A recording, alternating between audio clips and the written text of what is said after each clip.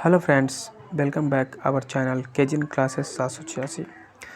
तो आज मैं आप लोग के लिए क्लास 10th का भूगोल है ना का क्वेश्चन आंसर लेकर आ गया हूँ।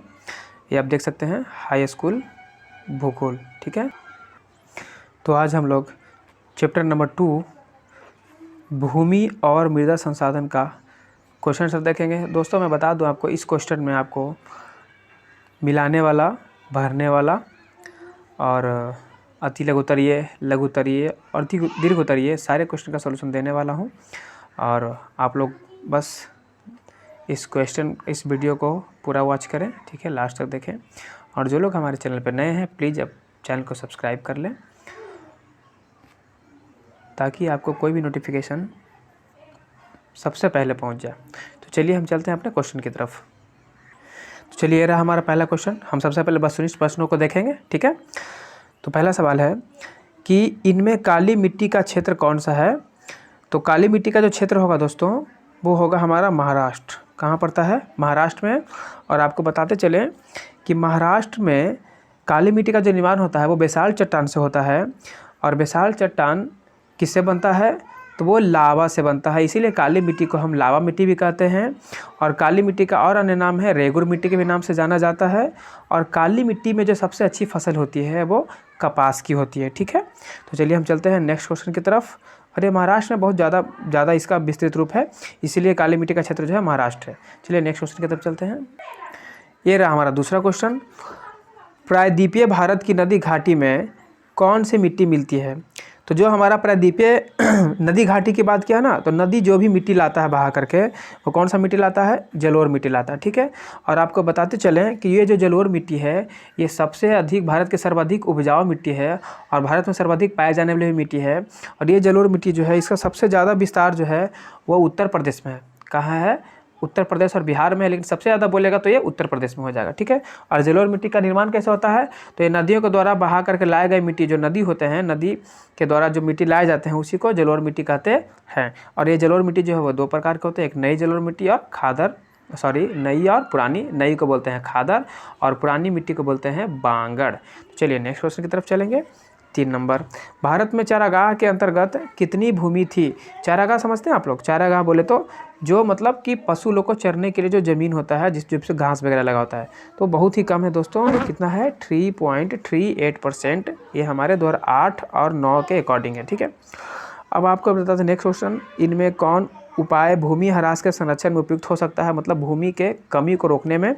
भूमि को जलमग्न बनाए रखना नहीं, भूमि को जलमग्न करेंगे तो और हमारा मिट्टी खराब हो जाएगा। तो इससे नियंत्रण कहाँ होगा? संरक्षण नहीं होगा। बाढ़ नियंत्रण करके, बिल्कुल सही बात है। हम बाढ़ नियंत्रण करके जो है हम क्या कर सकते हैं? भूमि के ह्रास को रोक सकते हैं। इसको भी देख लेते हैं। जनसंख्या वृद्धि के दर में तेजी लाना नहीं, इससे तो और कमी हो जाएगी भूमि में, प्रति व्यक्ति दर भी भूमि का घट जाएगा, ठीक है। तो हमारा आंसर हो जाएगा ख नंबर। चलिए 5 नंबर देखते हैं। भारत में पर्वत का प्रतिशत क्या है? तो भारत में जो पर्वत का प्रतिशत है वो मैं आपको दिखा देता हूँ, ठीक है। चलिए मैं पिक्चर की तरफ चलता हूँ। चलिए देखिए, ये हमारा भारत का है, भारत का भू आकृति का है, ठीक है। और यहाँ पर देखिए हमारा जो पर्वत है वो कितना परसेंट है? 30% है। यानी कि पर्वत हमारे भारत में कितना परसेंट? 30%। और अगर पठार बोलेगा तो 27%। और मैदान बोलेगा, समतल मैदान, तो कितना परसेंट हो जाएगा? 30% हो जाएगा। तो चलिए चलते हैं क्वेश्चन की तरफ। तो इसमें कह रहा था कि भारत में पर्वत का प्रतिशत कितना था? पर्वत का प्रतिशत 30 है। कितना है? 30% है। अब पठार पूछता तो कितना हो जाता जी? 27। और समतल कितना? मैदान 43%। चलिए, पंजाब में भूमि ह्रास का मुख्य कारण क्या है? तो हम बताए थे पंजाब में जो भूमि ह्रास का मुख्य कारण है वो है अत्यधिक सिंचाई। अत्यधिक सिंचाई के कारण जो है पंजाब में भूमि का क्या हो रहा है? ह्रास हो रहा है। और वो पता है कि भूमि छोटा होने की वजह से भी वो जो है 80% पर क्या करता है? खेती करता है। चलिए 7 नंबर, किस राज्य में सीढ़ीनुमा खेती प्रचलित होती है? तो सीढ़ीनुमा खेती वही होती है जहाँ पे पहाड़ होता है, पहाड़ी क्षेत्र होता है। और पहाड़ी क्षेत्र कहाँ है बच्चा? पहाड़ी क्षेत्र है उत्तराखंड में। तो उत्तराखंड में कैसी खेती होती है? तो सीढ़ीनुमा खेती होती है। और बताते चलें आपको, सीढ़ीनुमा खेती को हम बोलते हैं सोपानी कृषि। इसी को हम सोपानी कृषि के नाम से भी जानते हैं। चलिए अब हम चलेंगे नेक्स्ट क्वेश्चन की तरफ। चलिए, तो हमारा जो नेक्स्ट क्वेश्चन है वो है रिक्त स्थानों की पूर्ति करें। पहला सवाल है, भूमि के डैश से मिट्टी का संपदा सदा के लिए समाप्त हो सकता है। यानी मिट्टी, भूमि के साथ क्या कीजिएगा तो उसका संपदा समाप्त हो जाएगा। तो मिट्टी के कटाव, सुनिएगा आंसर, मिट्टी के कटाव और निम्नीकरण से मिट्टी संपदा सदा के लिए समाप्त हो सकती है। तो यहाँ पे भरा जाएगा मिट्टी के, यहाँ पे भरा जाएगा कटाव और निम्नीकरण। चलिए आगे बढ़ेंगे। 2 नंबर, दक्षिण भारत के लावा क्षेत्र में खालिस्तान चट्टान के टूटने से काली मिट्टी का निर्माण होता है। कि काली मिट्टी का जो निर्माण होता है दक्षिण भारत में वो बेसाल्ट चट्टान से, तो यहाँ पे क्या लिखाएगा बेसाल्ट।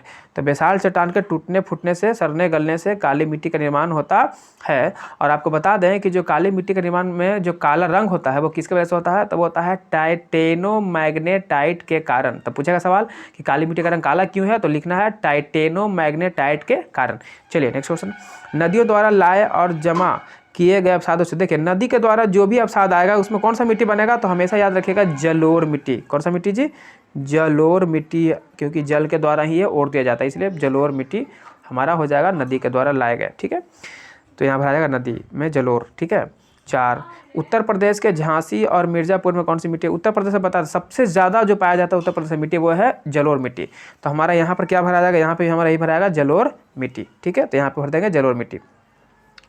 5 नंबर, मिट्टी कटाव के 2 प्रमुख कारण, तो मिट्टी कटाव के 2 प्रमुख कारण वो है हमारा हवा और दूसरा है पानी। देखिए तेज़ हवा चलेगा तो मिट्टी काफ़ी धूल उड़ता है, धूल कण उड़ता है और मिट्टी को बहा के ले जाता है हवा में। ठीक है, और ज़्यादा बाढ़ आता है, ज़्यादा मात्रा में बाढ़ आ जाएगा नदी नाला में, तो वो क्या करता है बहुत सारा मिट्टी को काट करके लेके चला जाता है। तो इससे क्या होता है, तब मिट्टी का कटाव का 2 प्रमुख कारण हवा और पानी। चलिए 6 नंबर, काली मिट्टी में मुख्यतः कौन सी फसल होती है, तो काली मिट्टी में मुख्यतः कपास। ऐसे इसमें गन्ना भी उगाते हैं लेकिन मुख्य रूप से क्या उगाते हैं, तो कपास। ठीक है, याद रखिएगा। इसी को हम रेगुर मिट्टी के नाम से भी जाना जाता है, इसी को हम लोग लावा मिट्टी के भी नाम से जानते हैं। और काली मिट्टी का रंग काला क्यों होता है, टाइटेनोमैग्नेटाइट के कारण। 7 नंबर, पूर्वी तट पर डेल्टाई भागों में क्या मिलता है, देखिए डेल्टाई हम बताए थे आप लोग, गंगा नदी हो गया, महानदी हो गया, ब्रह्मपुत्र हो गया, इसके डेल्टाई क्षेत्रों में जो होता है वो कौन सा मिट्टी पाया जाता है, तो पाया जाता है जलोढ़ मिट्टी। जैसे कि देखिए ये नदी है, इसके साइड वाला एरिया को इधर के साइड के लिए क्या कहते हैं, घाटी बोलते हैं। और नदी जो ये 3 मुहानी बनाता है जला के जहाँ पर पानी को गिराता है, यही इसी वाला भाग को बोलते हैं डेल्टा। और जब ये नदी जो है जलोढ़ मिट्टी लेकर आता है तो यहाँ पर क्या जमा करेगा, जलोढ़ मिट्टी जमा करेगा। तो वही पूछा है कि डेल्टा भागों में क्या होता है, तो इसी को बोलते हैं डेल्टा भाग। तो यहाँ पर कौन सा मिट्टी होगा, तो जलोढ़ मिट्टी होगा। तो यहाँ क्या भरा जाएगा हमारा, जलोढ़ मिट्टी। चलिए हम चलेंगे नेक्स्ट क्वेश्चन की तरफ। हमारा जो नेक्स्ट क्वेश्चन है 3 नंबर, कॉलम अ से कॉलम ब का सही मिलान कीजिए। माफ़ कीजिएगा, कोई बच्चा का बुक है तो वो पहले से ही मिला दिया है। ठीक है, चलिए कोई दिक्कत नहीं है, आपको समझाएंगे फिर भी। हिमाचल प्रदेश, तो हिमाचल प्रदेश में कौन सा मिट्टी पाया जाता है, तो देखिए हिमाचल प्रदेश कैसा जी, पहाड़ी इलाका है। और पहाड़ी इलाका में कैसा मिट्टी मिलेगा, पर्वतीय मिट्टी मिलेगा। तो हमारे हिमाचल प्रदेश में कौन सा मिट्टी मिलेगा, पहाड़ी मिट्टी। कौन सा मिट्टी, पहाड़ी मिट्टी। फिर आता पश्चिमी तट, तो पश्चिमी तट में कौन सा मिट्टी मिलता है, तो पश्चिमी तट में मिलता है हमको लेटेराइट मिट्टी। बताते चलें आपको, लेटेराइट मिट्टी का रंग कैसा होता है, हल्का लाल होता है। क्यों होता है, क्योंकि इसमें लोहा के ऑक्साइड जो होता है मधुमक्खी के छत्ते के जैसा गुथा हुआ होता है। ठीक है ना। और ये लेटेराइट मिट्टी कहाँ पाया जाता है, कहाँ बनता है, तो वही बनता है जहाँ पे खूब तेज़ गर्मी होता है, तेज़ वर्षा होता है। और तेज़ गर्मी और तेज़ वर्षा वाला जो राज्य है वो कौन सा है, केरल। तो केरल में आपको, केरल के सागर तट में आपको खूब अच्छा मात्रा में ये मिलेगा लेटेराइट मिट्टी। और केरल किधर पड़ता है, तो पश्चिम में ही पड़ता है, इसीलिए पूछ रहा है पश्चिमी तट में। तो पश्चिमी तट कौन सा मिट्टी है, लेटेराइट मिट्टी। चलिए उम्मीद करते समझ में आ रहा होगा। महाराष्ट्र, महाराष्ट्र में कौन सा मिट्टी अभी पता है, महाराष्ट्र में बेसाल्ट चट्टान होता है और बेसाल्ट चट्टान से ही काली मिट्टी का निर्माण होता है। तो महाराष्ट्र में कौन सा मिट्टी का विस्तार है, तो काली मिट्टी का। बचा पश्चिमी राजस्थान, राजस्थान में कौन सा मिट्टी रहेगा, तो बलुई मिट्टी रहेगा। बालू कहाँ मिलता है, जो राजस्थान में मिलता है। और राजस्थान में कहाँ, तो पश्चिमी भाग में। कौन से भाग में, पश्चिमी, क्योंकि उसके पूर्वी भाग में तो हमारा जयपुर वगैरह का शहर बसा हुआ है, तो ये हमारा वो हो जाएगा। चलिए हम चलेंगे नेक्स्ट क्वेश्चन की तरफ। चलिए हम अगला सवाल देखेंगे, कारण बताएं। पहला सवाल है, क्षेत्रफल की दृष्टि से उत्तराखंड केरल से बड़ा है परंतु इसकी आबादी कम है, क्यों, इसका क्या देना हमें, कारण देना। चलिए इसका आंसर देखते हैं। चलिए इसका आंसर देखिए, लिखना है उत्तराखंड एक पर्वतीय क्षेत्र है और वहाँ पर बहुत कम भूमि पर खेती होती है। लेकिन केरल भले ही छोटा हो लेकिन वहाँ की अत्यधिक भूमि पर खेती की जाती है, इसलिए लोगों के लिए केरल उत्तराखंड से अच्छी जगह है। इसलिए उत्तराखंड में केरल से कम आबादी है। चलिए तो समझ में आ गया होगा। चलिए चलते हैं नेक्स्ट क्वेश्चन की तरफ। हमारा जो अगला सवाल है 2 नंबर, बिहार का पूर्वोत्तर भाग प्रतिवर्ष बाढ़ से ग्रस्त रहता है, फिर भी वहाँ जनसंख्या का घनत्व बहुत अधिक है, क्यों, इसका कारण देना। तो चलिए चलते हैं अपने हम उत्तर की तरफ चलते हैं। चलिए लिखना है इसका दूसरा का आंसर कि पूर्वोत्तर भाग में भले ही बाढ़ से ग्रसित हो लेकिन वहाँ की भूमि काफ़ी उपजाऊ है, क्योंकि वहाँ पर जलोढ़ मिट्टी नदियों के द्वारा लाई जाती है और हर साल जिसके कारण यहाँ फसल काफ़ी अच्छा होता है, इसलिए जनसंख्या घनत्व यहाँ अधिक है। तो चलिए हम चलेंगे नेक्स्ट क्वेश्चन की तरफ। अगला क्वेश्चन है 3 नंबर। पंजाब और हरियाणा यद्यपि कम वर्षा के क्षेत्र हैं पर फसलों के उत्पादन में अग्रणी हैं, क्यों?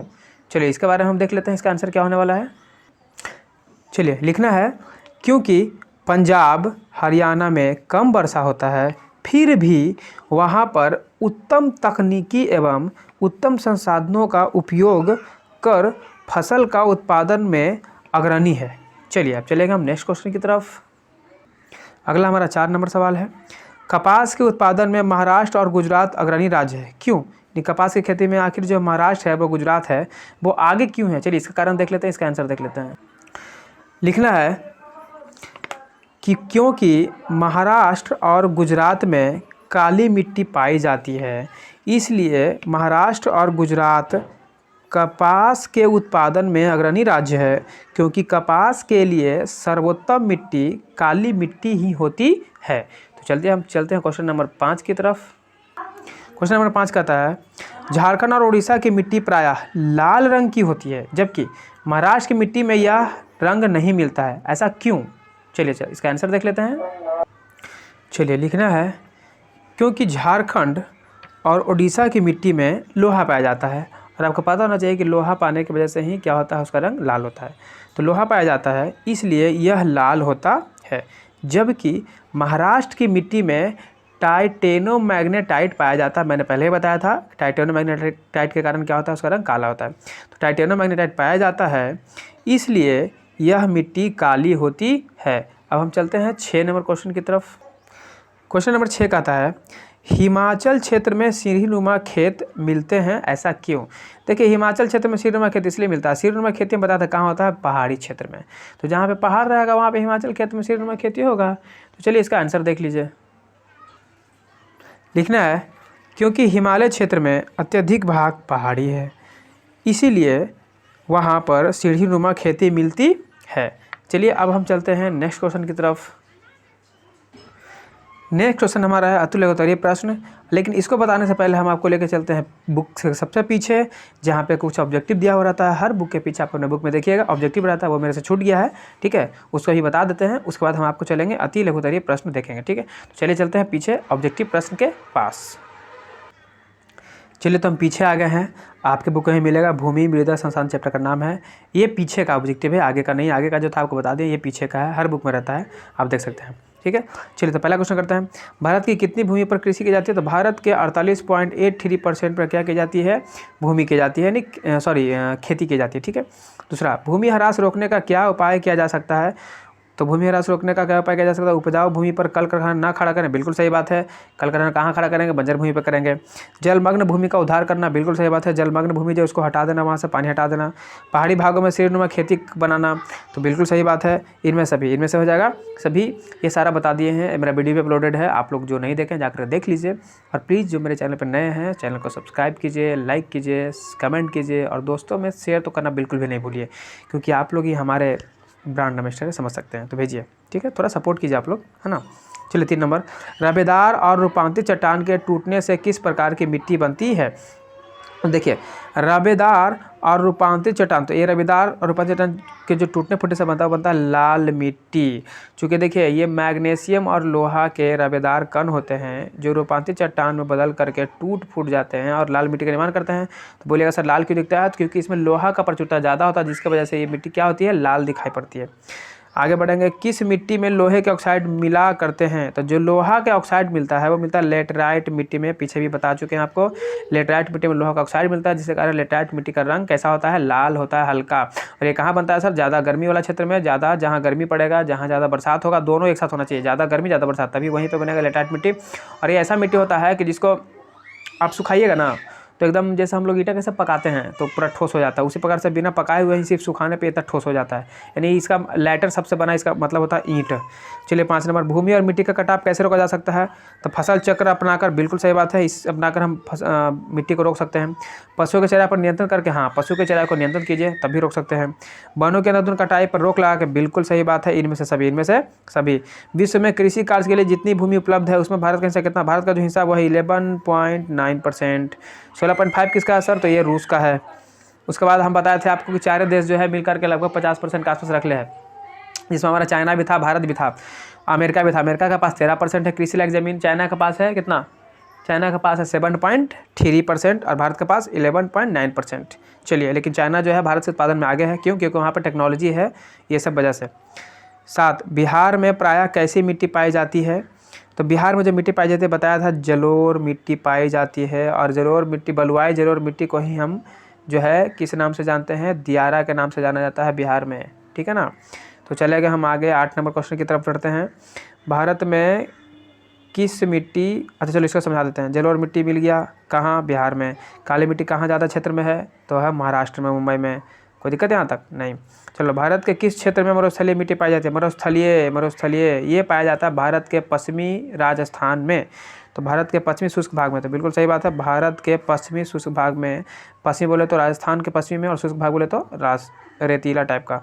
इनमें कौन लाल मिट्टी का क्षेत्र है? मतलब लाल मिट्टी कहाँ पे पाया जाता है? तो लाल मिट्टी मिलता है छोटा नागपुर के पठार, ठीक है ना, सॉरी टूट गया, छोटा नागपुर के पठार में मिलेगा आपको लाल मिट्टी। कृषि कार्य के लिए भारत की कौन सी मिट्टी सबसे अधिक है? तो कृषि कार्य के लिए भारत की सबसे अच्छी मिट्टी जो है जलोढ़ मिट्टी, और भारत में सर्वाधिक उपजाऊ और ज़्यादा मात्रा में यही है 44%। इनमें कौन मिट्टी पौधे के लिए सबसे अधिक उपयुक्त है? पौधे के लिए सबसे अधिक उपयुक्त कौन सा मिट्टी है? दोमट, अर्थात मध्यम आकार का दोमट मिट्टी जो होता है वो पौधों के लिए काफ़ी उपयुक्त होता है। क्या होता है? पौधों के लिए उपयुक्त होता है, ठीक है ना। तो चलिए हम चलते हैं नेक्स्ट क्वेश्चन की तरफ। हमारा जो अगला सवाल है, इनमें कौन कारक मृदा निर्माण में सहायक है? मतलब मिट्टी बनाने में। तो मिट्टी बनाने में जो रूस का जो वैज्ञानिक था, भूसासी था, दो कुछ उसने बताया था 5 कारक। स्थानीय जलवायु, सही बात। पूर्ववर्ती चट्टानें, जिसको जन की चट्टान भी बोलते हैं। वनस्पति और जीव, इसका भी योगदान था। इनमें से सभी हमारा यहाँ पर आंसर हो जाएगा। दोस्तों पेंसिल टूट चुका है, नीडल, सो दैट चलिए काम कर लेते हैं इसी से। तो ऑब्जेक्टिव खत्म हो गया, अब चलते हैं अपने हम अति लघुतरीय प्रश्न की तरफ। तो हम वापस आ गए हैं अपने क्वेश्चन की तरफ, और अभी हम करने वाले हैं अति लघुतरीय प्रश्न। तो पहला सवाल है, सबसे नंबर 1 सवाल है, भारत के राष्ट्रीय उत्पादन में कृषि क्षेत्र का योगदान कितना प्रतिशत है? तो देखिए यहाँ पर लिख लीजिएगा कि भारत के राष्ट्रीय योगदान में जो कृषि क्षेत्र है वो कितना % है? तो उसका राष्ट्रीय योगदान है 13.7%, ठीक है। अब राष्ट्रीय उत्पादन क्या होता है? तो हमारे देश के द्वारा एक साल में जो भी जमा की गई पूंजी, जितना भी वो कमाता है, चाहे वो जिस क्षेत्र से कमाए, बैंक से कमाए, कृषि से कमाए, कहीं से कमाए, उसी को बोलते हैं राष्ट्रीय उत्पादन। दूसरा सवाल है, भारत की प्रमुख भू आकृति का नाम लिखें। भारत की जो प्रमुख भू आकृति है वो कितना है? तो वो 3 है, ठीक है। एक हमारा होता है पर्वत, अभी जो हम आपको दिखा रहे थे। चलिए आपको चलते हैं फिगर की तरफ लेकर के। भारत के जो प्रमुख भू आकृति का जो नाम है दोस्तों वो ये है, एक तो है पर्वत, एक है पठार और एक है मैदान। तो यही तीनों लिख देना है, यही तीनों को लिख देना है, ठीक है ना। पर्वत, पठार और मैदान, ये तीनों हमारा दूसरा का आंसर हो जाएगा, ठीक है। चलिए चलते हैं नेक्स्ट क्वेश्चन की तरफ। अगला सवाल है, 3 नंबर सवाल है, एक वर्ष से भी कम समय तक आपको दिखा नहीं होगा, चलिए फिर से कर देते हैं। एक वर्ष से भी कम समय तक जिस खेत से फसल उत्पादन न हो रहा हो उसका क्या नाम है? तो चलिए आपको लेकर चलते हैं बुक की तरफ और उसका नाम बताते हैं। यहाँ देखिए दोस्तों, उसका आंसर होगा वर्तमान प्रति, क्योंकि देखिए क्या कहता है, जिस भूमि पर 1 साल या उससे कम समय तक फसल नहीं उगाई जाती है उसे वर्तमान प्रति कहते हैं। तो हमारा तीसरा का आंसर क्या हो जाएगा? वर्तमान प्रति लिख देना है, वर्तमान प्रति, ठीक है। चलिए चलते हैं 4 नंबर क्वेश्चन की तरफ। अगला सवाल है, किन 2 राज्यों में 4 नंबर सबसे अधिक व्यर्थ भूमि पाई जाती है? यानी सबसे अधिक व्यर्थ भूमि जो पाई जाती है वो यार लिख लीजिएगा आप, ये एक है, हाँ राजस्थान में पाया जाता है एक, और एक पाया जाता है हमारा गुजरात में, क्योंकि यहाँ पर जो है लवणीय मिट्टी, क्षारीय मिट्टी पाया जाता है ना, इसलिए ये क्या है? व्यर्थ भूमि यानी बंजर भूमि है। 5 नंबर सवाल है कि क्षारीय मिट्टी का pH मान 7 से अधिक होता है या कम होता है। तो जाहिर सी बात है कि क्षारीय मिट्टी बोला है तो क्षार का मान pH मान 7 से अधिक होता है, तो क्या यहाँ पर लिखा जाएगा अधिक होता है। क्या होता है? अधिक होता है। चलिए चलते हैं हम 6 नंबर क्वेश्चन है या नहीं पता नहीं, देख लेते हैं। नेक्स्ट क्वेश्चन तब चलेंगे। चलिए दोस्तों, अब हम देखने वाले हैं अति लघु उत्तरीय कर चुके हैं, 5 क्वेश्चन था। अब हम देखेंगे लघु उत्तरीय प्रश्न। पहला सवाल है, भूमि किस प्रकार महत्वपूर्ण संसाधन है? तो चलिए हम बताते हैं। देखिए, भूमि हमारे लिए बहुत ही महत्वपूर्ण संसाधन है। तो हम डायरेक्ट आंसर देखते हैं, क्योंकि समझाने में जो है वीडियो काफ़ी लंबा हो जाएगा। ठीक है, चलिए आंसर देखेंगे इसका। तो उसका आंसर में लिखना है दोस्तों, हमारी आवश्यकताओं की पूर्ति मुख्यतः भूमि से होती है, जैसे आवास के लिए घर, आने जाने के लिए विविध मार्ग, कृषि के लिए खेत, पशुपालन के लिए चारागाह आदि। खनिज क्षेत्र, उद्योग के क्षेत्र और व्यापार केंद्र भी भूमि पर ही अवस्थित होता है। इस प्रकार भूमि एक महत्वपूर्ण संसाधन है। चलिए बस इतना ही लिख देना है, आंसर हो गया आपका। हमारा जो अगला सवाल है 2 नंबर, किन सुविधाओं के कारण भारत में गहन कृषि की जाती है? चलिए तो उस सुविधा को देखते हैं, है ना, कि किन किन सुविधाओं के कारण जो है हमारे भारत में गहन कृषि की जाती है। चलिए आंसर देखते हैं इसका। तो लिखना है दोस्तों कि हमारे देश में हिमालय से निकलने वाली नदियाँ सदा जल पूर्ति रहती है, क्योंकि देखो वहाँ से बर्फ़ रहता है, तो बर्फ़ रहता है तो हमेशा जल पूर्ति रहता है। अतः नदियों में बांध बनाकर और वहाँ सिंचाई की नहरें निकालकर जल अभाव की पूर्ति की जाती है, और सिंचाई की सुविधा के कारण ही भारत में गहन कृषि संभव हो सकी है। अब जहाँ पे जाहिर सी बात है, जहाँ पे सिंचाई का व्यवस्था रहेगा तो वहाँ पे लोग खेती आराम से कर सकते हैं, है ना, अपनी खेती की सिंचाई कर सकते हैं, जिससे खेती अच्छी होती है। चलिए हमारा नेक्स्ट क्वेश्चन है, भौतिक गुणों के आधार पर मिट्टी के 3 वर्ग कौन हैं? तो भौतिक गुणों के आधार पर मिट्टी के 3 वर्ग जो है वो एक है बलुआई मिट्टी, एक है हमारा चिकनी मिट्टी, एक है हमारा दोमटी मिट्टी। और अगला सवाल है, गंगा के मैदान में सामान्यतः कौन मिट्टी पाई जाती है? तो गंगा मैदान में सामान्यतः जलोढ़ मिट्टी पाई जाती है, यानी हम बताए थे कि जलोढ़ मिट्टी एक प्रकार दोमटी मिट्टी है। तो लिख दीजिएगा, गंगा के मैदान में दोमटी मिट्टी पाई जाती है। चलिए इसका आंसर देख लीजिए आप लोग। चलिए जो बोला वही लिख देना है। भौतिक गुणों के आधार पर मिट्टी 3 प्रकार की होती है।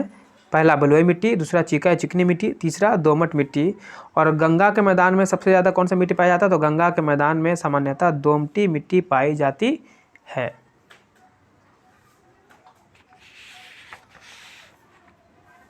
चलिए अब आपको दिखता होगा, अच्छे से लिख लीजिएगा, ठीक है। हमारा नेक्स्ट क्वेश्चन है, स्थानबद्ध और बाहित मिट्टी में क्या अंतर है? तो देखिए, स्थानबद्ध जो होता है मूल चट्टान से टूट फूट करके उसी स्थान पर बन जाता है, और बाहित मिट्टी जो होता है वो नदी, हवा, हिमनद के द्वारा क्या होता है, बहा के लाया जाता है। ठीक है, चलिए इसका आंसर देख लीजिए। चलिए तो लिख दीजिएगा, पहला हमारा है जो मिट्टी है वो है स्थानबद्ध मिट्टी। इसके बारे में लिखिएगा, यह मिट्टी चट्टान के अपने स्थान पर टूटने और चूर्ण होने से बनता है। दूसरा हमारा होता है बाहित मिट्टी, और यह जो होता है यह नदी, हिमनद और पवन जैसे अपरदनकारी शक्तियों द्वारा बहित होकर अपने मूल स्थान से हटकर कहीं अन्य जगह बनती है। ठीक है ना, बस इतना ही आपको लिख देना, ज़्यादा कुछ लिखना उखना नहीं है। चलिए नेक्स्ट क्वेश्चन चलेंगे। नेक्स्ट क्वेश्चन है, भारत में लाल मिट्टी, 5 नंबर क्वेश्चन देख रहे हैं, ठीक है। भारत में लाल मिट्टी और काली मिट्टी के प्रमुख क्षेत्र को बताएं। लाल मिट्टी कहाँ कहाँ पाया जाता है, काली मिट्टी कहाँ पाया जाता है? तो चलिए हम आंसर की तरफ चलते हैं डायरेक्ट। चलिए तो लाल मिट्टी पाने का जो क्षेत्र है तो यहाँ पे लिख देना है, यहाँ पे लिखना है कि लाल मिट्टी दक्कन पठार, पूर्वी और दक्षिणी भागों के 100 सेंटीमीटर से कम वर्षा के क्षेत्र में पाई जाती है। इसका विस्तार पूर्व में राजमहल की पहाड़ी क्षेत्र और उत्तर में झांसी, पश्चिम में कच्छ तथा पश्चिम घाट की पर्वतीय ढालों तक है। बस इतना ही लिखना है। अब हम लिखेंगे काली मिट्टी के बारे में। चलिए उसी में लिखिएगा काली मिट्टी के बारे में यहाँ से कि काली मिट्टी जो है वो महाराष्ट्र का बड़ा भाग, गुजरात का सौराष्ट्र, मध्य प्रदेश, छत्तीसगढ़, कर्नाटक, तेलंगाना और आंध्र प्रदेश में, कृष्णा और गोदावरी घाटी, तमिलनाडु, उत्तर प्रदेश, राजस्थान के मालवा खंड में काली मिट्टी के क्षेत्र पाए जाते हैं। बस इतना ही लिख देना। चूँकि देखिए लघु उत्तरीय है, कितना लिखिएगा, बस इतना काफ़ी है। उधर लाल मिट्टी के बारे में बताया, ये काली मिट्टी के बारे में हो गया, ठीक है। बस इतना ही लिख देना, 5 का आंसर कंप्लीट। हम 6 नंबर क्वेश्चन देखते हैं। 6 नंबर क्वेश्चन हमारा है, रेतीली मिट्टी कहाँ और क्यों मिलता है? सबसे पहले इसका जवाब देना है, ठीक है। चलिए चलते हैं आंसर की तरफ। तो उसका आंसर लिखना है 6 नंबर का, भारत के पश्चिमी भाग के शुष्क और अर्ध शुष्क भागों में मरुस्थलीय मिट्टी पाई जाती है, ठीक है। और उसमें एक सवाल और पूछा गया था, ये क्यों पाया जाता है, तो क्यों में जवाब में लिखना है कि इसमें जल के अभाव के कारण, यानी लिख रहा है कि मरुस्थलीय मिट्टी यानी रेतीली मिट्टी का निर्माण जल के अभाव के कारण हुआ है, बस वहीं पे लिख देना है आपको। चलिए चलते हैं नेक्स्ट क्वेश्चन में। अगला क्वेश्चन है हमारा 7 नंबर। प्रतिभूमि किस प्रकार कर्षित भूमि में बदल जा सकती है, मतलब कर्षित बोले तो कृषि, कैसे बोले तो कृषि, यानी प्रतिभूमि को हम किस प्रकार कृषि भूमि में बदल सकते हैं। तो चलिए इसका आंसर देख लेते हैं, आइए। चलिए इसका आंसर में लिख दीजिएगा, प्रतिभूमि पर आवरण फसल लगाकर कर्षित भूमि में बदला जा सकता है, क्योंकि आवरण फसल के सड़ने गलने से मिट्टी को पोषक तथा खाद प्राप्त होता है। तो बिल्कुल सही बात है। आप अगर उस पर आवरण फसल लगा देते हैं, खेत को परित ना छोड़ें, आवरण फसल लगा देते हैं, तो जब वो सड़ेगा गलेगा तो आपको मिट्टी मिलेगा और ह्यूमस का काम करेगा, और ह्यूमस का काम करने के बाद मिट्टी के लिए वो उर्वरता बढ़ाएगा और काफ़ी अच्छा साबित होगा। चलिए हम चलेंगे नेक्स्ट क्वेश्चन की तरफ। हम देखने वाले हैं 8 नंबर क्वेश्चन को। मिट्टी कटाव के 2 रूप और मिट्टी संरक्षण के कोई 3 उपाय लिखें। तो मिट्टी कटाव के हम बहुत सारे रूप बता चुके हैं, आप लोग वीडियो जाकर देख सकते हैं, और संरक्षण के बहुत सारे उपयोग बताए हैं। चलिए तो इसका आंसर देख लेते हैं, ठीक है। मिट्टी कटाव के कोई हम 2 रूप देखते हैं और उसका संरक्षण भी देखेंगे। चलिए तो मिट्टी कटाव के कोई 2 रूप को देखना, देखिए मिट्टी का कटाव, ठीक है, या जिसको क्षरण भी बोलते हैं। तो मिट्टी के कटाव के यहाँ पे बहुत सा रूप है। जैसे पहला रूप है परतदार क्षरण, जैसे कम ढाल की भूमि पर तेज वर्षा के बहते पानी के साथ ऊपरी उर्वर परत तथा इसकी वनस्पतियाँ क्या होती है, बह जाती है। तो आप ये भी लिख सकते हैं, पहला लिख सकते हैं। दूसरा में है खुरदरा क्षरण, तो आप ये भी लिख सकते हैं। तो पहले आपको लिखना होगा परतदार क्षरण, और उसके बाद इसको लिखना पड़ेगा, इसको पूरा लिख दीजिएगा यहाँ तक, ठीक है। लिखिएगा कम ढाल की भूमि पर तेज वर्षा के बहते पानी के साथ ऊपरी परत बह जाती है, बस यहीं तक, ठीक है। दूसरा में लिख दीजिएगा खुरदरा क्षरण, तो लिखिएगा परतदार क्षरण के बाद बची मिट्टी का ऊपरी भाग बहुत मुलायम या कमज़ोर हो जाता है, जो बाद में होने वाली बारिश में जहाँ तहाँ से कट कर बह जाता है, ठीक है, और ज़मीन पर छोटे छोटे गड्ढे बन जाते हैं। बस इतना ही तक आपको लिख लेना है, यहीं तक आपका हमारा आंसर हो जाएगा, ठीक है। ये 2 ही लिख दीजिएगा, काफ़ी है। वैसे इसके और भी ऑप्शंस हैं, आपको दिखा देते हैं। ये देखिए परतदार क्षरण के बाद खुरदरा क्षरण बताए थे, अब ये 3 और भी है। अब नालिका क्षरण, अब मूल्यन, नदी तटों या बेसिन में मृदा क्षरण, एक और होता है, क्या होता है हमारा, वो होता है सागर तटों पर कटाव यानी सागर तटों द्वारा क्षरण, ठीक है। तो ये 5 में से आप कोई भी लिख सकते हैं, और माफ़ कीजिएगा आपको ये पूरा नहीं लिखना है, ठीक है, चूँकि हम ध्यान नहीं देने लगे उतरिए है ना, तो सिर्फ आप लिख दीजिएगा परतदार क्षरण और लिख दीजिएगा खुरदरा क्षरण, बस यही 2 को लिखना है, ठीक है। अब इसके बाद हम आपको दिखा देते हैं कि मृदा संरक्षण के कुछ उपाय बोला था, ठीक है। तो वो उपाय हमारा यहीं पर है, वहीं पे देख लीजिए। देखिए मृदा संरक्षण का हमको क्या करना है, उपाय बताना है, ठीक है। तो ये हमारा मृदा संरक्षण है और इसके बहुत सारे उपाय हैं, ठीक है। इसके लिए बोर्ड, सरकार ने बोर्ड ही बनाया था, केंद्रीय संरक्षण बोर्ड, ठीक है। तो हम एक एक करके हम सभी को देख लेते हैं कि कौन कौन है, ठीक है ना। कौन कौन सा हमसे बोला गया है 3, देखिए आपको बोला गया है 3 मृदा क्षरण लिखने के लिए, ठीक है। देख लीजिए आप, देखिए बोला है कि मिट्टी संरक्षण के 3 उपाय बताएं। तो चलिए हम उपाय देख लेते हैं। चलिए तो हम मृदा संरक्षण के हम जो है मृदा संरक्षण का जो है हम देख लेते हैं उपाय, ठीक है। तो लिखिएगा कि मृदा संरक्षण के 3 उपाय निम्नलिखित हैं। ऐसे इस बुक में आपको 10 दिया गया है, लेकिन आप 3 ही लिख लीजिएगा, आसान, ठीक है।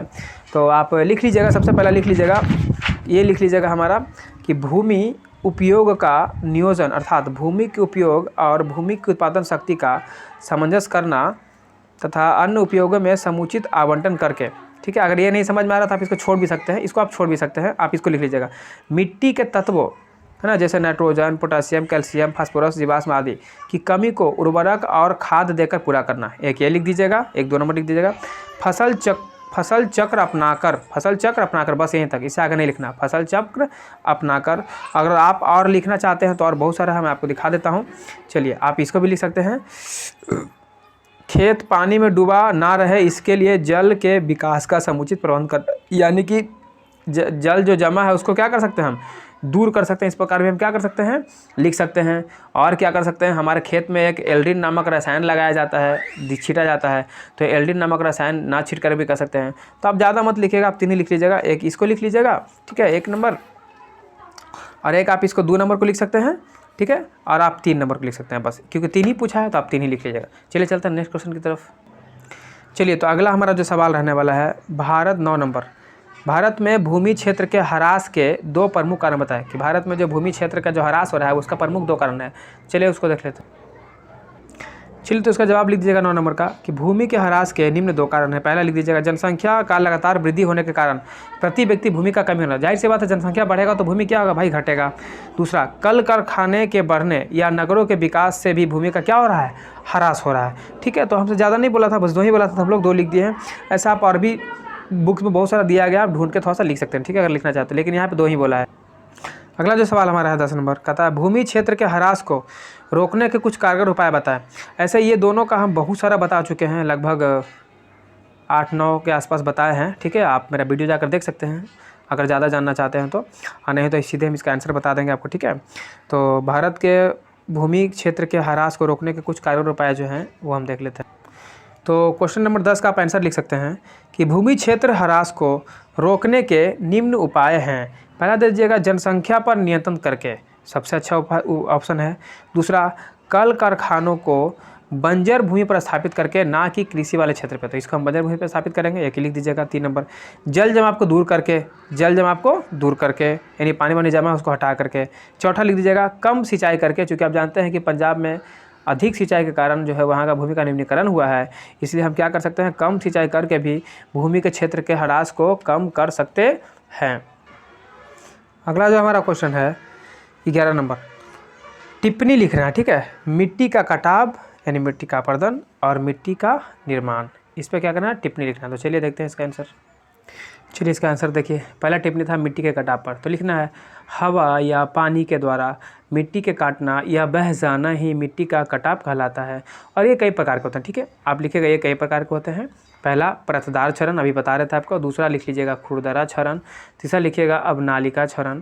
चौथा लिख दीजिएगा अवमूल्यन। 5वां लिख दीजिएगा नदी तटों या बेसिन मृदा क्षरण। और एक लिख दीजिएगा लास्ट में 6 नंबर सागर तट पर कटाव, सागर तट पे कटाव।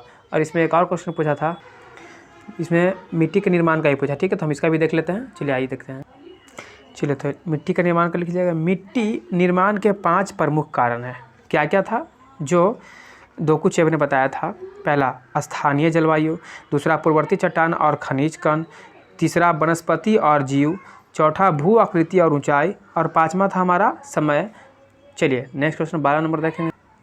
अगला सवाल है कि भारत में जलोढ़ मिट्टी कहाँ मिलता है। ठीक है, तो भारत में जो जलोढ़ मिट्टी है वो कहाँ मिलता है। चलिए इसका हम आपको आंसर दिखाते हैं। भारत में जो जलोढ़ मिट्टी का विस्तार है वो इस प्रकार देखिए। भारत में लिखिएगा, भारत में जलोढ़ मिट्टी निम्नलिखित क्षेत्र में पाई जाती है। पहला, पंजाब से असम तक फैला भारत का बृहद मैदान। ठीक है, ये हो जाएगा। दूसरा, मध्य प्रदेश में नर्मदा और ताप्ती की घाटियों में। तीसरा लिखिएगा, मध्य प्रदेश और ओडिशा में महानदी की घाटियाँ। चौथा लिखिएगा, तेलंगाना और आंध्र प्रदेश में गोदावरी की घाटियाँ। 5वां लिखिएगा, तमिलनाडु में कावेरी की घाटियाँ। छठा लिखिएगा, केरल में सागर तट में। और 7वां लिखिएगा, महानदी गोदावरी कृष्णा कावेरी गंगा ब्रह्मपुत्रा के डेल्टाई क्षेत्र में। और चूँकि अगर आप लोग इसका पूरा डिटेल्स पढ़ना चाहते हैं अच्छे से, तो आप एक बार वीडियो का ज़रूर जा करके देखिए। काफ़ी अच्छे और आसान भाषा में समझाया गया और मैप की सहायता से बताया गया है। आप एक बार वीडियो को देखें, तभी आपको लगेगा। आप ये सब खुद कर लीजिएगा, ये सब पढ़ा चुके हैं। अब यहाँ पे क्वेश्चन आंसर में है तो आपको ज़्यादा समझा भी नहीं सकते, क्योंकि वीडियो काफ़ी लंबा बन जाता है तो आप लोग को। ठीक है, तो चलिए हम चलते हैं नेक्स्ट क्वेश्चन की तरफ। हम अपने चलेंगे 13 नंबर। तो 13 नंबर क्वेश्चन कहता है कि पहाड़ी क्षेत्र में मिट्टी के कटाव को रोकने के कौन कौन से कदम उठाए जा सकते हैं। तो पहाड़ी क्षेत्र में मिट्टी के कटाव को रोकने का सबसे अच्छा उपाय है सीढ़ीनुमा खेती कर लो, है ना। तो चलिए इसका आंसर देख लेते हैं। चलिए तो आंसर लिखिएगा, पहाड़ी क्षेत्र में मिट्टी के कटाव को रोकने के लिए अधिक से अधिक पेड़ लगाया जाता है और कम से कम पेड़ काटा जाता है। पहला लिख लीजिएगा। फिर दूसरा लिखिएगा, पहाड़ी क्षेत्र में सीढ़ीनुमा खेती करके भी मिट्टी का क्षरण को रोका जा सकता है। और सीढ़ीनुमा खेती को हम सोपानी कृषि के नाम से भी जानते हैं। तो इस प्रकार आप पहाड़ी क्षेत्र में जो है मिट्टी के कटाव को क्या कर सकते हैं, रोक सकते हैं। अब हम देखेंगे दीर्घ उत्तरीय प्रश्न। तो चलिए क्वेश्चन लिखा हुआ है कॉपी में, तो यहीं से समझा देंगे। ठीक है, चलिए पहला जो सवाल हमारा दीर्घ उत्तरीय है उसको देख लीजिए। चलिए दीर्घ उत्तरीय का पहला प्रश्न है, काली मिट्टी और लाल मिट्टी की अलग अलग विशेषताओं पर प्रकाश डालें। यानी काली मिट्टी के बारे में लिखना है और लाल मिट्टी की सिर्फ विशेषता लिखना है। ठीक है, चलिए आंसर की तरफ चलते हैं। चलिए तो काली मिट्टी और लाल मिट्टी में हमको विशेषता को बताना। ठीक है, तो ये सब नहीं लिखना है, और ये कहाँ पाया जाता है वो दिया गया, तो इसको भी हम लोग को नहीं लिखना है। तो हमको लिखना क्या है वो देख लीजिए। तो हम आपको लिखना है आपको यहाँ से, ठीक है, आपको लिखना है यहाँ से लिखना, ठीक है। लोहा एल्युमिनियम युक्त पदार्थ टाइटेनो मैग्नेटाइट के साथ जीवाश्म तथा एल्युमिनियम के सिलिकेट मिलने के कारण इसका रंग कैसा हो जाता है जी, काला हो जाता है। तो आपको ये लिख देना है, ठीक है। दूसरा लिख दीजिएगा, इसमें पोटास, चूना, एल्युमिनियम, कैल्शियम और मैग्नीशियम के कार्बोनेट तो प्रचुर मात्रा में होते हैं, परंतु नाइट्रोजन, फास्फोरस और जैविक पदार्थ की क्या होती है, कमी होती है। आप एक इसको लिख सकते हैं, ठीक है। अब हम देखेंगे और क्या लिख सकते हैं इसमें। आगे इसमें आप लिख सकते हैं कि भीगने पर यह मिट्टी चिपचिपी हो जाती है, परंतु सूखने पर इसमें गहरी दरारें पड़ती है। इसमें हवा का नाइट्रोजन इसी से प्राप्त होता है। अगला लिख सकते हैं आप कि अत्यंत धूप होने पर इसके भीतर नमी विद्वान रह सकती है। और आप इसमें भी ये भी लिख सकते हैं, इसको भी लिख दीजिएगा कि यह मिट्टी बहुत उर्वर होती है और इसमें सभी प्रकार के खाद्यान्न, कपास, तेलहन, सूरजमुखी, गन्ना एवं विभिन्न प्रकार की सब्जियां, खट्टे फल, तंबाकू का उत्पादन अच्छी तरह से होता है। और लास्ट में लिख दीजिएगा कि अर्ध शुष्क क्षेत्रों में खेती के लिए यह मिट्टी अच्छी होती है। बस यहीं तक लिखना है, इसको नीचे पूरा नहीं लिखना है, ठीक है, बस यहीं तक लिखना है, ठीक है ना, इतना लिख दीजिएगा। अब हम लिखेंगे लाल मिट्टी की विशेषता के बारे में, ठीक है। चलिए इसको देख लेते हैं। तो अब हम देख रहे हैं किसकी विशेषता, अब हम देखने वाले हैं लाल मिट्टी की विशेषता। तो ये भी नहीं लिखना है, ठीक है, चूँकि हमको विशेषता लिखना है, ठीक है। तो लाल मिट्टी की विशेषता आप यहाँ से लिख सकते हैं। सबसे पहले लिखिएगा कि इसकी बनावट हल्की, रंध्रमय और मुलायम है। दूसरा लिख सकते हैं कि इसमें खनिज की मात्रा कम है, कार्बोनेट का अभाव है, साथ ही नाइट्रोजन, फास्फोरस भी नहीं होता है और जीवाश्म तथा चूना भी कम मात्रा में उपलब्ध होता है, ठीक है, ये लिख दीजिएगा। फिर लिखिएगा तमिलनाडु के प्रायः, नहीं इसको नहीं लिखिएगा क्योंकि यह स्थान है, यहाँ से लिखिएगा नम होने पर इसका रंग कैसा हो जाता है, यहाँ से लिख दीजिएगा नम होने पर इसका जो रंग है वह पीला दिखाई पड़ता है। कैसा दिखाई पड़ता है, पीला दिखाई पड़ता है। फिर यहाँ से आप इसको लिख सकते हैं कि वैसे तो इस मिट्टी में सभी फसलें उगाई जा सकती है, परंतु धान, रागी, तंबाकू, आलू, मूंगफली, सब्जियां का उत्पादन अधिक होता है। बस यहीं तक, ठीक है, ये नहीं लिखना है, यहीं तक लिखना है, ठीक है। नेक्स्ट हम इसमें लिख सकते हैं कि इस मिट्टी में हवा मिली होती है, अतः बुआई के बाद सिंचाई करना आवश्यक है। बस यहीं तक, बुआई के बाद सिंचाई करना आवश्यक है, यहीं तक लिखना है, ठीक है। तो चलिए 1 नंबर क्वेश्चन हम लोग देख चुके हैं। अब हम चलेंगे दूसरे नंबर क्वेश्चन की तरफ। दूसरा नंबर क्वेश्चन कहता है भारत में जलोढ़ मिट्टी कहाँ कहाँ पाई जाती है ना। भारत में जलोढ़ मिट्टी कहाँ कहाँ पाई जाती है और इनमें सबसे बड़ा क्षेत्र कौन है और इस मिट्टी की क्या विशेषता है। सबसे पहले हमको देखना है कि भारत में जलोढ़ मिट्टी कहाँ कहाँ पाई जाती है। तो पहले हम इसको देख लेते हैं। चलिए तो जलोढ़ मिट्टी आपके सामने है। तो लिखना है कि जलोढ़ मिट्टी निम्नलिखित क्षेत्रों में पाई जाती है और यहाँ से लिख देना है। पहले लिख देना है पंजाब से असम तक फैला भारत का बृहद मैदान। दूसरा लिखना है मध्य प्रदेश में नर्मदा और तापी की घाटियाँ। तीसरा लिखना है मध्य प्रदेश और उड़ीसा में महानदी की घाटियाँ। चौथा लिखना है तेलंगाना और आंध्र प्रदेश में गोदावरी की घाटियाँ। पाँचवा लिखना है तमिलनाडु में कावेरी की घाटियाँ। और छठा नंबर में लिखना है कि केरल में सागर तट। और लिखना है महानदी, गोदावरी, कृष्णा, कावेरी, ब्रह्मपुत्रा, गंगा का डेल्टाई क्षेत्र। इतना आपको क्या करना है, लिख देना है। इसी सवाल में आपसे पूछा है कि इसमें सबसे बड़ा क्षेत्र कौन है। तो चलिए इसको देख लेते हैं, इसमें सबसे बड़ा क्षेत्र कौन है। तो लिख देना है कि पंजाब से असम तक फैला भारत का बृहद मैदान इसमें सबसे बड़ा क्षेत्र है। ये हो गया। अब इसी क्वेश्चन में बोला था कि इस मिट्टी की विशेषता बताएं, यानी अब हम उसका विशेषता देखने वाले हैं। क्या देखने वाले हैं, विशेषता। चलिए हम उसकी विशेषता को देख लेते हैं। चलिए तो हम जलोढ़ मिट्टी की विशेषता देख लेते हैं। तो लिख लेना है विशेषता लिखकर डैश दे देना है और लिखना है पहला, इस मिट्टी में सभी प्रकार के खाद्यान्न, तेलहन, कपास, गन्ना और सब्जियां उगाई जा सकती है। पूर्वी भारत में जूट का भी उत्पादन होता है, लेकिन ये आपको नहीं लिखना है, ठीक है। वैसे लिख दीजिए, कोई दिक्कत नहीं, ठीक है। इस मिट्टी में सभी प्रकार के खाद्यान्न, तेलहन, कपास, यानी यहाँ से लेकर के है ना, यहाँ तक आपको लिखना है। दूसरा में लिख दीजिएगा इसमें नाइट्रोजन और जीवाश्म कम मात्रा में विद्वान है और कहीं कहीं फास्फोरस की भी कमी रहती है। बस यहीं तक, चूँकि विशेषता पूछ रहा है, ठीक है, तो यहीं तक लिखना है इसका। नेक्स्ट हम इसमें देखने वाले हैं, हमारा जो अगला नंबर है इसी पॉइंट में, वो है कि चूँकि जलोढ़ मिट्टी की परतें पानी द्वारा बहाकर जमा होती है, अतः स्वाभाविक रूप से इसमें विभिन्न आकार के कण होते हैं। बस यहीं तक लिखना है, ठीक है, यहीं तक लिखने से ज़्यादा नहीं लिखना है। उसके बाद हमको नेक्स्ट में लिख देना है, क्या लिखना है, सुनिएगा ध्यान से, इसमें कुछ अलग टाइप से दिया है लेकिन हम आपको बता देते हैं, ठीक है ना। इसमें लिखिएगा कि नई जलोढ़ मिट्टी को हम क्या कहते हैं, नई जलोढ़ मिट्टी को हम खादर कहते हैं, नई जलोढ़ मिट्टी को खादर और पुरानी जलोढ़ मिट्टी को बांगर कहा जाता है। तो लिखिएगा कि नई जलोढ़ मिट्टी को खादर एवं पुरानी जलोढ़ मिट्टी को बांगर कहा जाता है। इसकी विशेषता होगा लिख दीजिएगा, 5 नंबर आपको मिल जाएगा, ठीक है। चलिए चलेंगे हम 3 नंबर क्वेश्चन की तरफ।